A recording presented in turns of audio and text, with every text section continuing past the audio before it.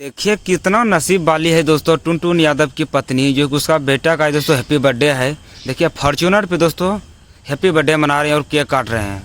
जी दोस्तों आप लोग देख रहे हैं फॉर्च्यूनर पे केक काट रहे हैं, जो हमारे भोजपुरी स्टार टुनटुन यादव जी का आज हैप्पी बर्थडे है। देखिए कितना अच्छे से दोस्तों सजाया गया है, कितना शानदार नज़ारा है दोस्तों।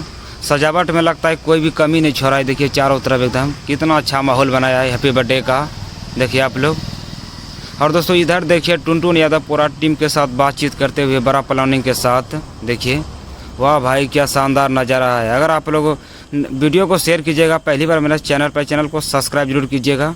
और टुनटुन यादव बेटा को दोस्तों जन्मदिन के आप लोग कमेंट में बधाई दीजिए। मैं भी टुनटुन यादव बेटे को हैप्पी बर्थडे की बहुत सारा बधाई देना चाह रहे हैं। आप लोग कमेंट बॉक्स में बधाई दीजिए और वीडियो को दोस्तों आप लोग गर्दा मचा के शेयर कीजिएगा जितना भी टुनटुन यादव के फैंस हैं। कैसा लगा अपडेट आप लोग कमेंट बॉक्स में जरूर बताइएगा। फिर मिलते हैं नेक्स्ट वीडियो में।